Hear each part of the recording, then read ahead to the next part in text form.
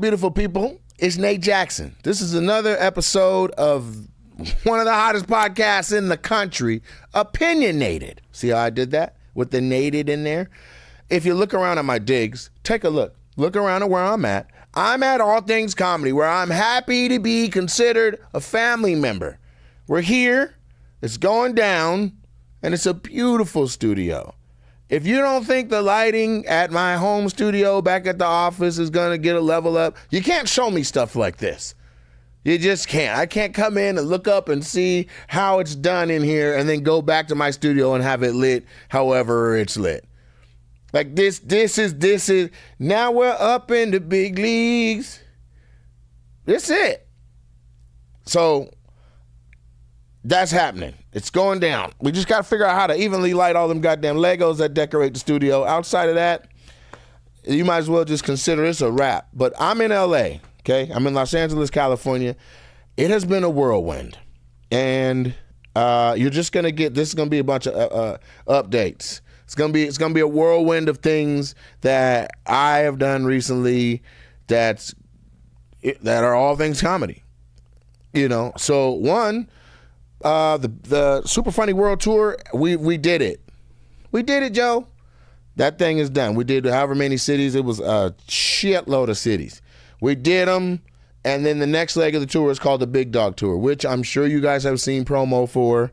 And there will be more coming out. We shot a really dope promo for it based off a spoof of Bill and Ted's Excellent Adventures, and that comes out very soon. I think all the 3D rendering is almost done. All the green screen work is almost done. Did you hear what I said? 3D rendering?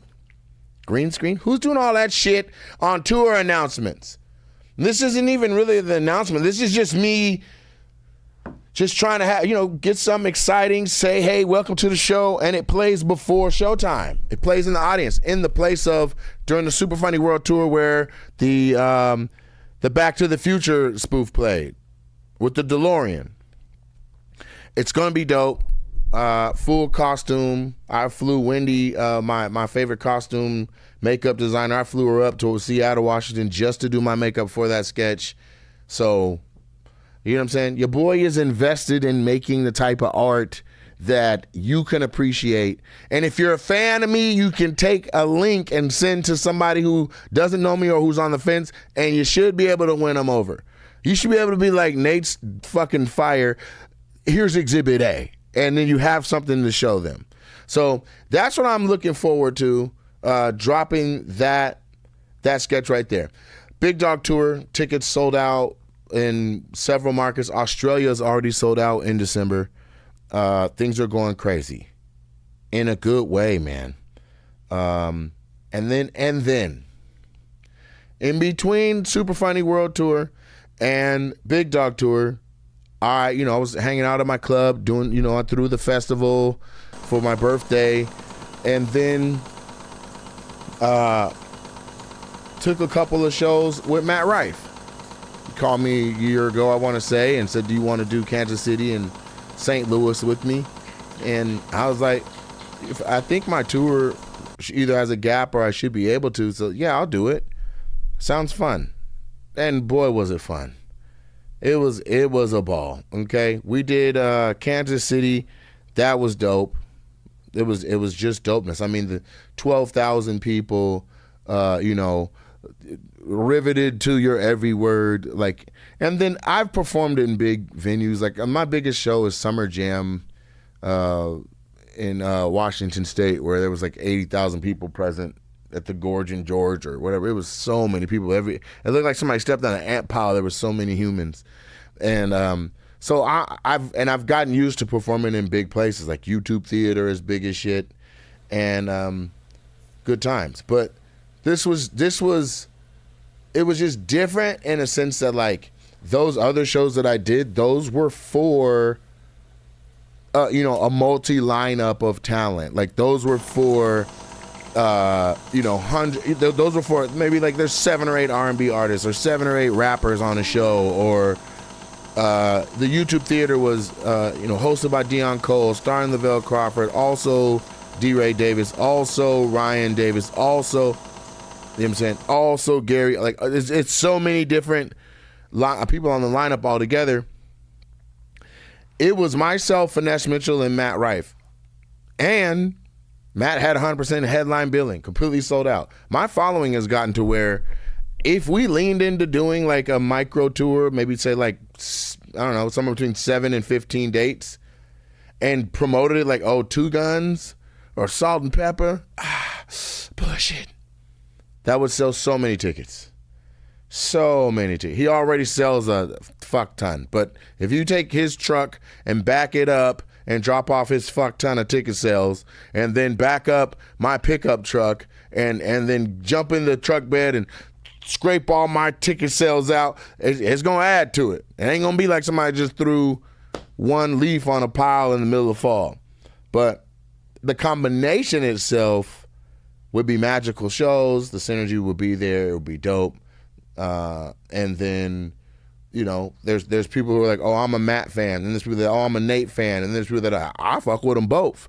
So you put all of that together, I think it's a level up to go from 12,000, 15,000 seats to, you know, to get out of that arena or that stadium that is where they have high school basketball state games and where the singers come, but there's no professional team. Like, that's where we're at. To get out of the hockey stadiums, and that's no slight to any hockey stadium we're in, because when we went to St. Louis, we were where the Blues play hockey. Okay, the St. Louis Blues was an absolutely beautiful venue. We had another great show, another 12,000 plus people, and Nikki Glazer popped in. Tell you what I didn't know. I did not know, and I don't know if this is public information, but it's about to get said because it's my goddamn show. But I did not know Nikki Glazer is from and still lives in St. Louis. Like, I was just under the impression that, you know, you've been here, you host the Brady Roast, you host the Golden Globes. You think that, I don't know. I just thought she was here. I see, you know, I follow all, you know, I follow everything related to comedy on social media. So if, you know, you see who's regularly gigging at the store, or regularly gigging, I just thought that at the end of the weekend and when Nikki went home or whatever, that Nikki was an LA person. Nope. St. Louis, born, raised, same shit I'm doing, where I'm trying to stay near my parents up in the Pacific Northwest. She's trying to stay near her parents out in St. Louis. Fucking blew my mind, though. So, yeah, Matt hit her up, asked her if she'd be on the show in St. Louis, and I'd be down. She was available. It was a Sunday night, and that's a hell of a guest spot. That's a hell of a, yo, you guys didn't know that this is what was going to happen when you bought your ticket. That's a hell of an intro. And I hosted, you know, it was a celebrity guest host deal, or just a guest host, whatever you call it. And so I went up and did 10, then brought up Finesse, then did a little bit, then brought up Matt, or then brought up Nikki, then brought up Matt, and it was just boop, boop, boop, boop, boop. It was really cool. I'm so proud of Matt. Knowing how long I've known him being a little kid, and you know, in the back of rooms and side of rooms, having opened for me before. I reminded him, he was like, are you fuck, I did open for you, huh? Sure did. Back when I did a headline Stardome for the midweek for Bruce Ayers, and he had Matt as my feature. And then when I left for the weekend and Ralphie May came in to do the weekend, Matt stayed on to feature throughout the week. I went on to another comedy club. He was like, shut the fuck. And that had to be one of Ralphie May's, I don't know. It had to be close to like one of his last times. I'm sure that's the last time he performed in Alabama. But it had to be one of his, close to his last few times performing before he passed. But yeah, worked together. So, and then our connection from Wildin' Out, and then Matt saying, hey man, get on TikTok. You know, anyone could tell you to get on an app, and it's on you. Like, you're the one that has to get on the app and do it, and actually put the engine. You got to be the motor. You got to get up every day and do the damn thing. So, I want to give credit where it's due. Like, shout out to Matt for telling me, yo, TikTok is a viable platform. But, you know, it's just been a very interesting dynamic. You know what I'm saying? It's not like big bro, little bro. it's really like two brothers. Like, that's my guy. You know what I'm saying? So it was cool to just come in and pop in. Had I taken a gig somewhere or done something, another tour date, or like, I would have made exponentially more money. But this wasn't about the money. This was about linking with the homie, being able to like get a feel for how he's doing, check up on him. Like, he didn't ask me to, but I just felt like that's what I wanted to, let me come around and see how are things and stuff like that. He's doing well. Things are going good. Didn't need me to check on him. Shit. Need to check on me, goddammit. He's doing fine. But here's the thing. I get on the plane. They close the doors. And this is to go to Kansas City. Get on the plane. They close the doors. You got to wait a little bit. I think 10,000 feet before the Wi-Fi pops on. Wi-Fi pops on. And I get I sign into I was on Alaska. I signed to the Alaska app. Text messages coming in. Emails are coming in. Congratulations, you booked show XYZ. Okay. I booked another TV series and it's not fucking around. It is big. I'm talking, I'm looking at the characters, they pin people up on the wall. I'm looking at the characters and I'm standing in front of all the pinned headshots like, are you fucking kidding me? I can't say the project because I just don't think that's where we're at, and I'm booked. I am who I am on the show, so it's not like, oh, you can jinx it or whatever, but I feel like if I had put millions of dollars into a show and then some of my actors start talking about it and leaking information and shit, I'd be like, man, you didn't spend no money. You got the audacity to be that excited that, so we'll leave it up to the trades to say when they're going to announce that I'm in this thing. But you guys, this shit is serious. It's a major series. It just burnt up every weekday.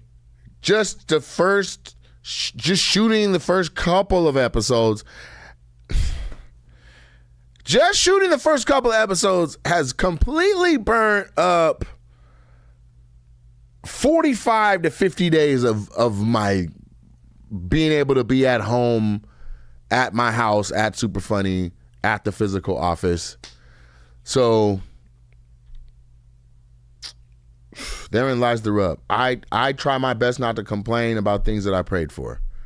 So what you're not going to hear me do is be doing a bunch of complaining. But what you might hear is me expressing like just the pull that is on me as a person. Because I don't know if to find out that you don't get to go home for 45 days-ish while you are on a plane and having just packed for a 2 or 3 day trip. Like, I got 3 pairs of socks, 4 pairs of drawers, and a couple jerseys, and you're telling me I gotta live in LA for the foreseeable future and then leave and do my tour dates out of LA instead of out of Washington. Like, what?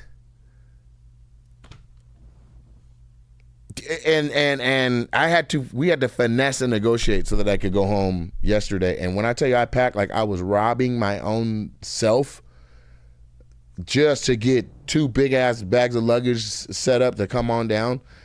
So I might get an apartment in Los Angeles. I might be happening. I might have to get an apartment in Los Angeles, back in North Hollywood.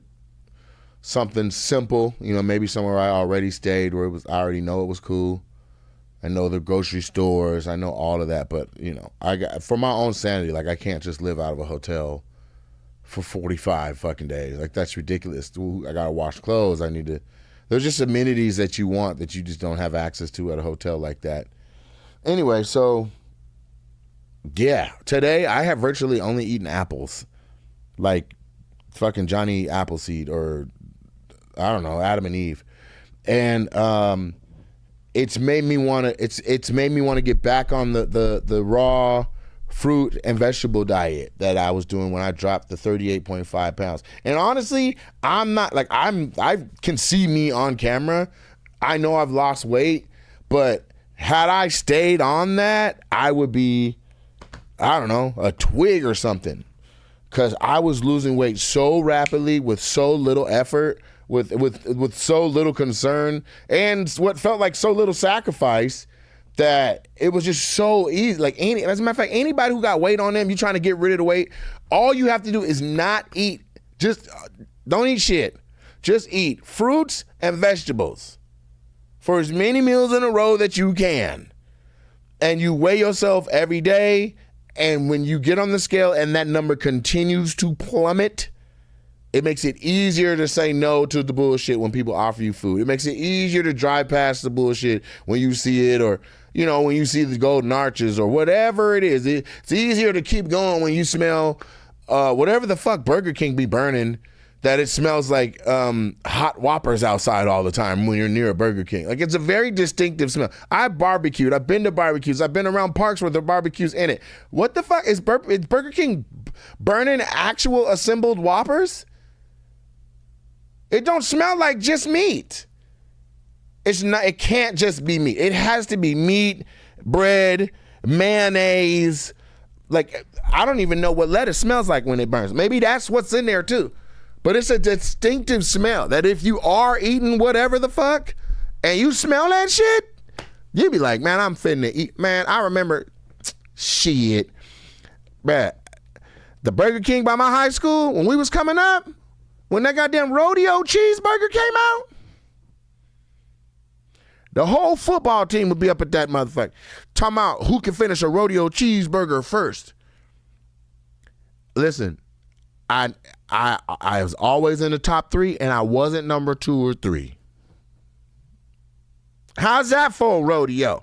You want to know how you do it? You put the whole goddamn burger in your mouth, and then you make an air path above the burger in your face. So you put it in your mouth, and then you go, now you can chew and survive. I won hella bets like that. Also, started my journey to being a fat fuck. So if you are eating fruits and vegetables and seeing your weight plummet on the scale, every time you look down, it's like 4 pounds off, 5 pounds off, 6 pounds off, 2 pounds off, 3 pounds off, 1 pound off, 7 pounds off. You smell that shit in the air, you don't be thinking, I'm about to go see how fast I can eat a rodeo cheeseburger and beat the homies. Or you don't think like, man, let me get a Whopper, or let me get this, or let me get, like, fuck all that. You be like, I've already had this, it's delicious, but I don't need to have that shit again. And then it helps you restrain yourself. So I had apples.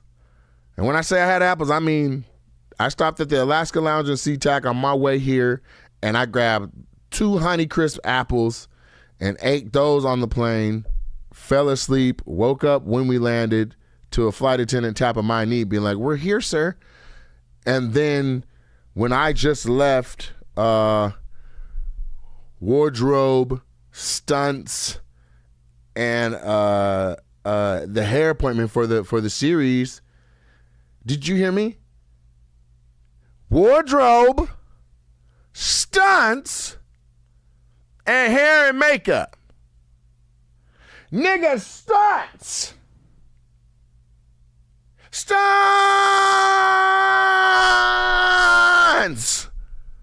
Stunts, bitch. Stunts. You can't tell me this shit ain't the real deal.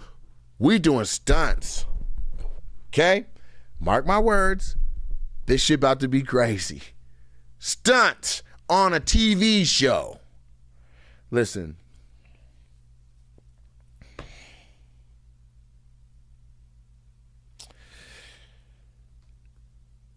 God is good.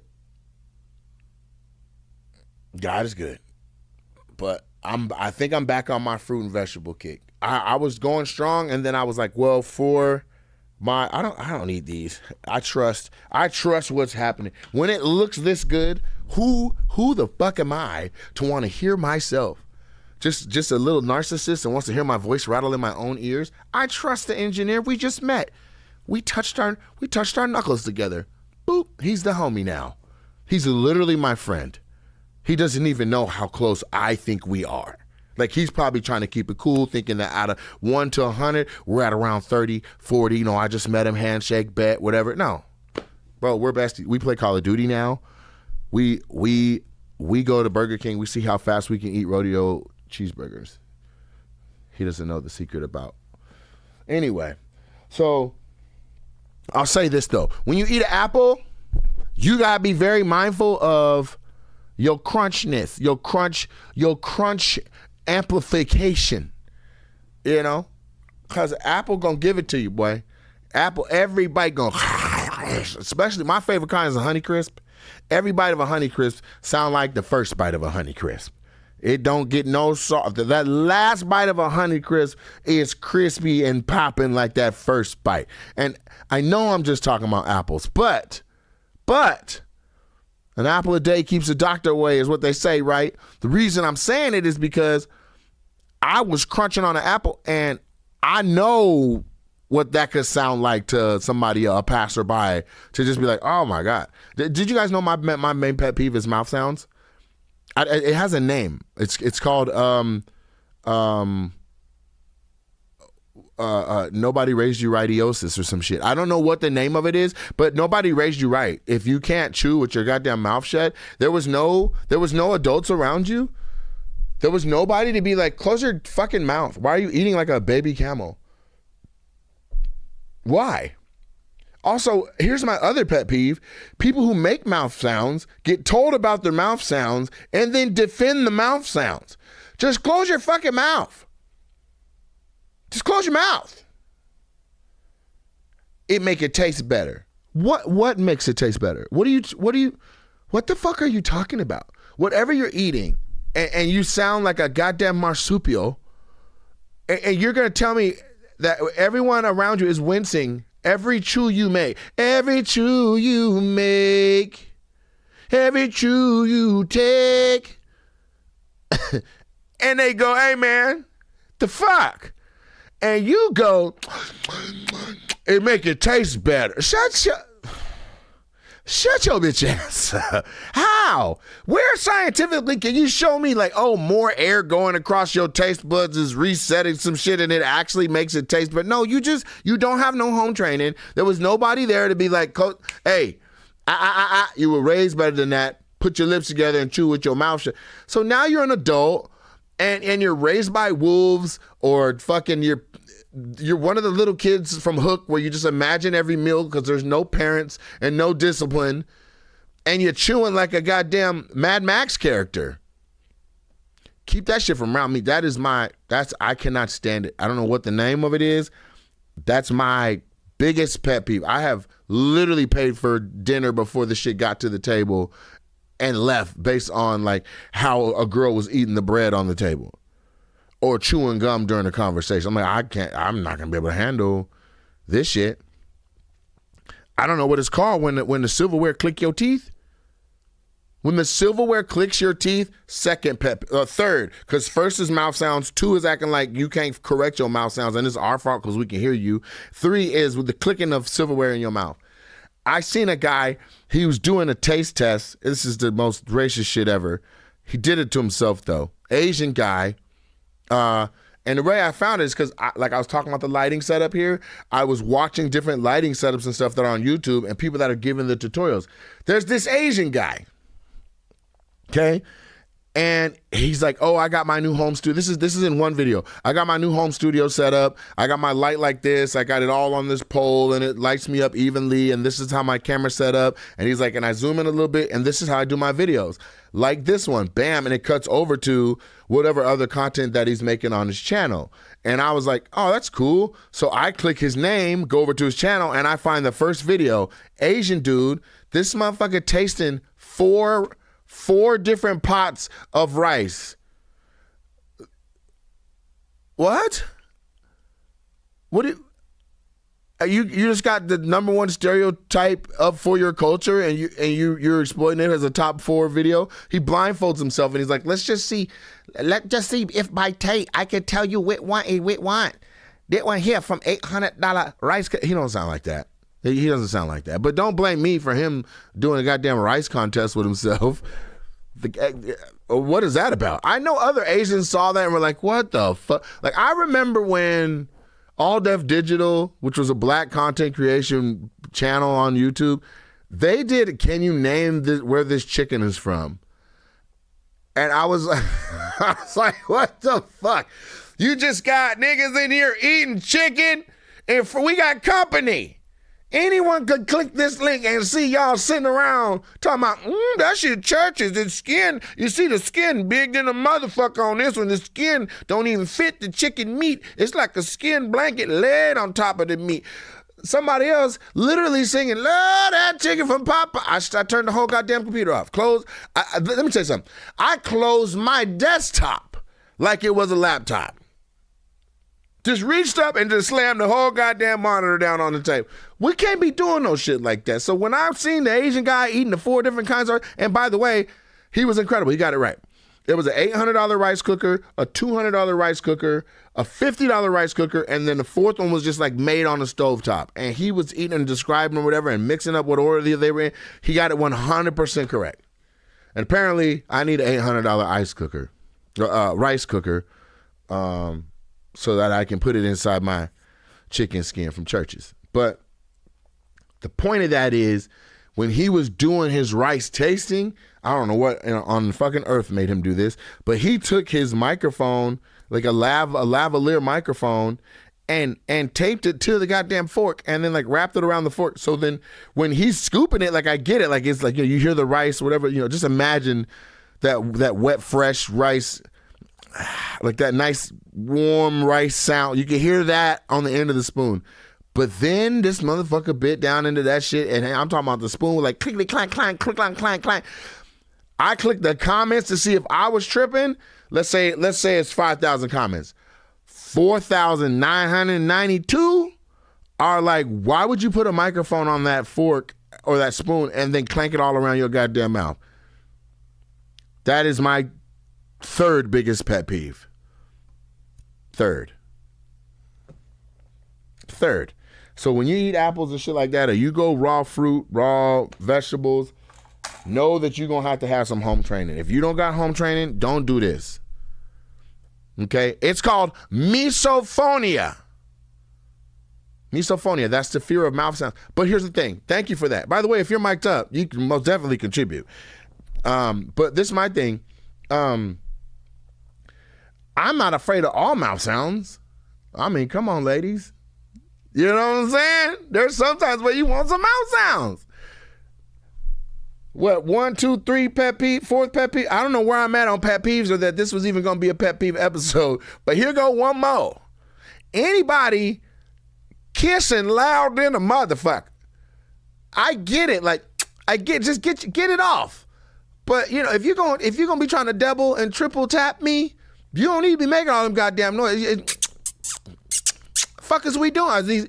It sound like goddamn rats slap boxing. Just you can kiss without make. You hear that? That's all we should hear. And that's even that could be. It feel the same. What do you think deaf people? You think deaf people that don't make their kisses better? They can't even hear them. All that goddamn. Like, come on, man. You make me want to just reach your, grab your motherfucking lip. Again, bitch. Just one more motherfucking time. I can't stand that. Give me whatever little sugar you gonna give me and keep it, stay in the pocket. You know what I'm saying? Anyway. Listen, the Roses collection, my clothing line, is built different. Literally, we're here for the big guys. Broad shoulders, full frames, and the ones who've been overlooked for far too long and by the fashion world, by stores. You go to the mall, you get rejected. That sucks. Not at the Roses collection. I got you. This line was made with size inclusivity at its core, offering dope, high quality, standout pieces in a full range of sizes. Because style doesn't stop at XL. Whether you're 2X, 3X, or 4X, we got you. Okay? Also, the ladies are wearing our brand, and that's dope. The Rose stands for growth, strength, and striving in your own skin. And this collection brings that same energy to every design. From premium streetwear to bold basics, we've created gear that fits right, feels right, and looks fire. The Roses collection is more than clothing. It's a statement. It's for the ones who walk heavy and leave a footprint. You got presents, and now you got the wardrobe to match. Go to rosescollection.com and get right, baby. Let's do this. Back to the show. The paper is out now. It's on NBC Peacock. The cat is out the bag. I had to be quiet about the paper for so long. It was torture. It was torture. Like, to know that I'm on the biggest comedy sitcom ever in multiple countries, languages. Like, they have a Japanese version of this shit that was a hit. To know I was on that and to not be able to say, I'm on this, or I'm on this as this character, or look forward to seeing me on, like, I wasn't allowed to say shit. Thank God they dropped the entire season and made it bingeable, rather than like doing it episodic where I'm like, yo, because when I tell you we did the viewing party, friends and family only, and I am in episode 1 for, I don't know, 12 seconds, which I greatly appreciate. I'm not trying to look the gift horse in the mouth. I understand that there's people who have been in LA and devoted their lives and careers to acting and are in the grind of it and haven't had a major production, or if they haven't had an opportunity to say any dialogue, or like the people that are extras and their dream is to just somebody come over and pull them out of line and be like, well, can you say da-da-da-da and da-da? Oh my God, I can't. Like, I'm not taking for granted that I got to say anything in season 1 of the paper. I'm not.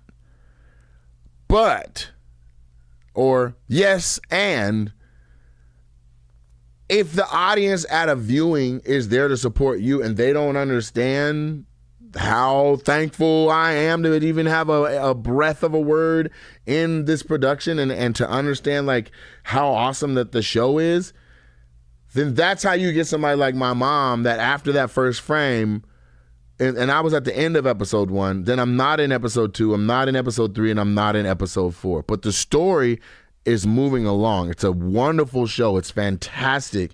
And so I'm just happy to be a part of it. Happy to be able to build relationships and rapport with the other actors who are, you know, that's a star-studded cast, and then also the showrunners and all that. Just thankful to be there. My mom talking about, baby, are you in this?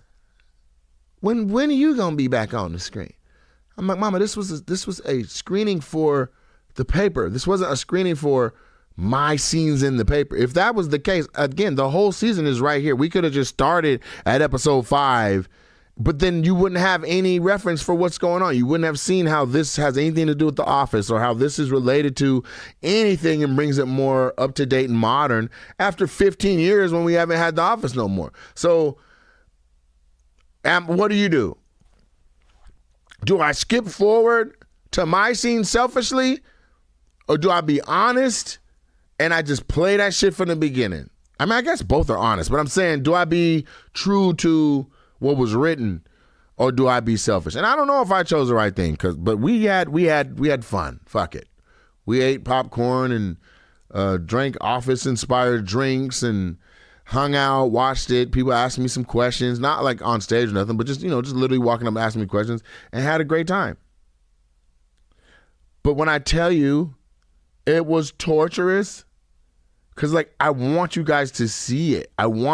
There's not a lot of decorated actors in the Pacific Northwest, or really ever.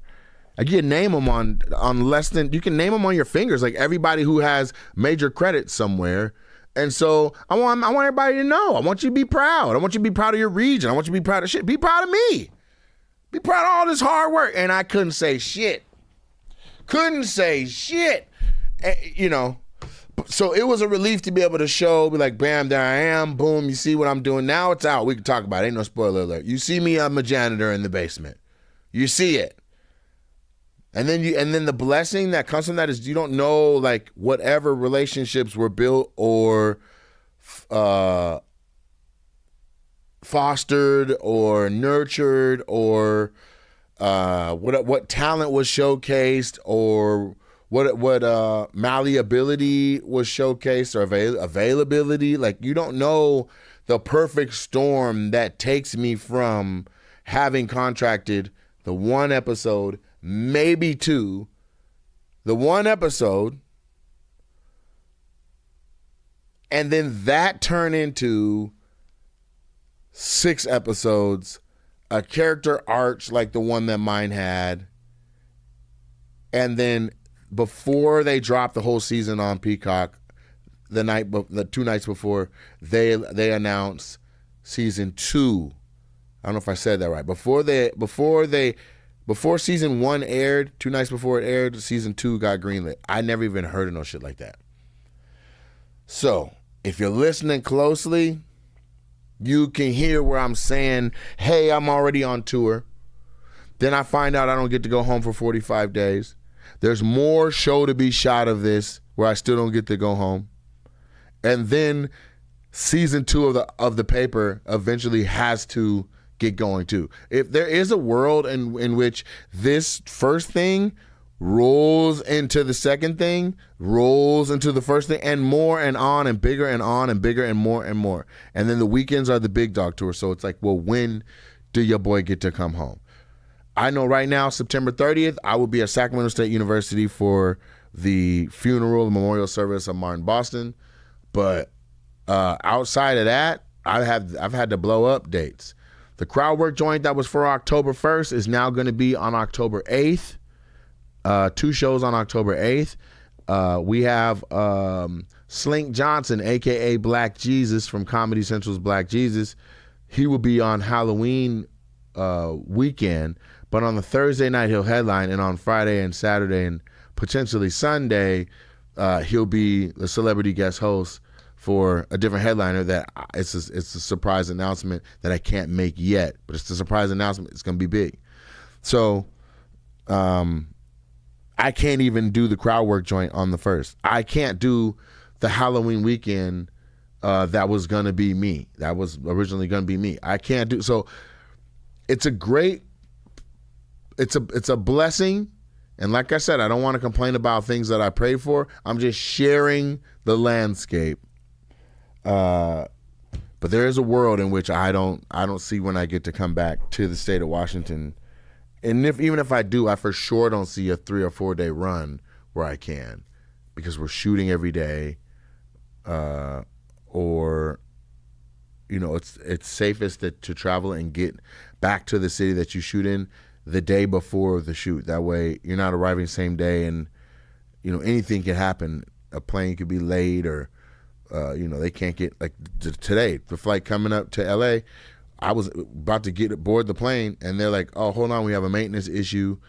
They're saying they can't open one of the blinds. So all the windows on the plane, they can't get one of the blinds open. And now we can't even leave the jet bridge area on the plane because they worried about a window not being able to open and close. If that happened and I knew, like, okay, I'm leaving on the 6 a.m. flight, I get in at 9:30 or whatever, and I got to be to set by 11, that to me, that doesn't feel like something I can bet on confidently. So you got to be down the day before the shoot. So with that being said, it's less and less time in Washington, which is crazy because this is not a prepared move or whatever. Like, I might even just sign it for, if I'm not even moving, but I'm saying I should get a place down here. Clayton and Tangerine have offered me to stay with them starting next week, and then I already have the hotel set for this week to do it. But I think I need my own space. You want to be able to just do stuff. You want to be able to do stuff. Want to be able to do stuff without it affecting the lives of your friends. You know what I'm saying? I want to come home after a long day and just walk in, however big I want to walk in. I want to go, and I don't want to have to like wait or get dig a key up from under something or wait for somebody to come open the door for me and all that. I'm not a little kid. I want to be able to come and go as I please. I want to be able to sit in my house and smack my food and eat like a baby camel and give people or asphyxiation or whatever that said on the screen for the definition. That's what I want to do. I want to be the one that eats. Well, now somebody got to hold me accountable for chewing. But that you could do that if you're at your own place. Misophonia. That's what I want. I want to be the one that I'm casting the fear. I want to be at my house naked. I'm sitting on the couch chewing shit, chewing fruits and vegetables, and then I hear that the neighbor bumping from the floor under me. Hey, keep it down up there. Off of my shoes. That's what I want. The very next thing I want to do is I want to let you guys know about some shows that I have coming up, okay? Now, I'm not sure what order this is going to come in.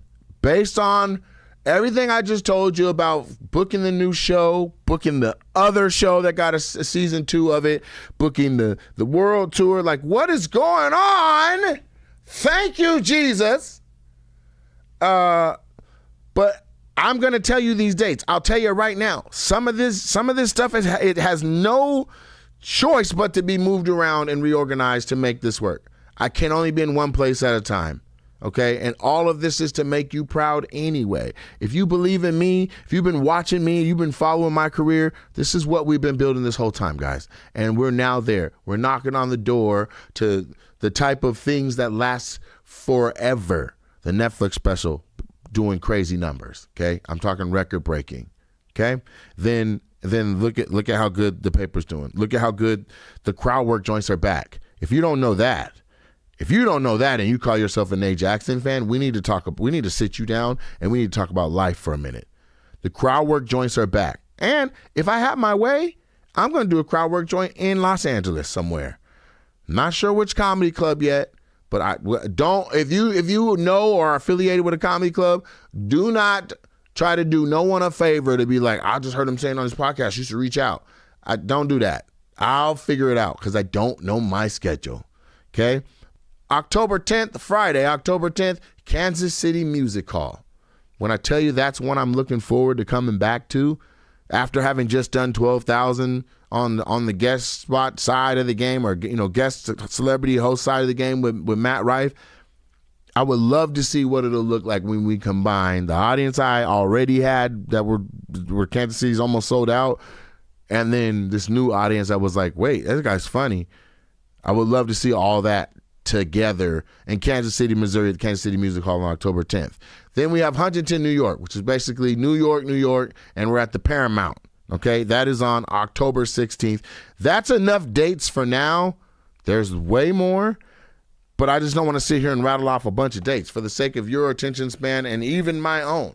But go to NateJacksonComedy.com, tap into NateJacksonComedy.com. Again, NateJacksonComedy.com, and click dates. You can click dates at the top above at the banner, or you can actually click the thing that's the drop down that says upcoming shows, and you can see my tour dates.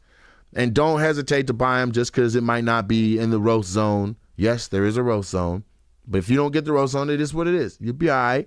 Come out, have a good time. Anybody can get it. All you got to do, if you don't want no smoke, is look away, and you know that. So with that said, I'm going to leave with love. The same way that we end my Twitches when I stream. By the way, I stream, and you can just go on Twitch. It's Nate Jackson.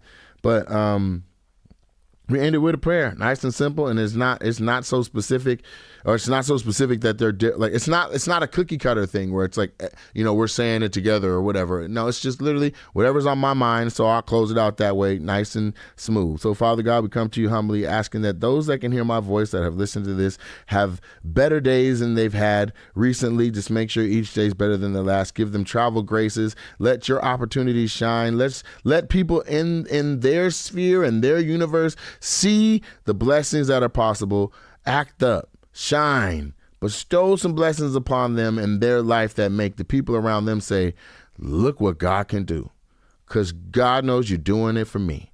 So I want you to cover these people, keep them blessed, touch them with the hands of angels, and make sure that their health and wellness is intact, and that they're safe as they maneuver these highways and byways. And that's going to be the prayer right there.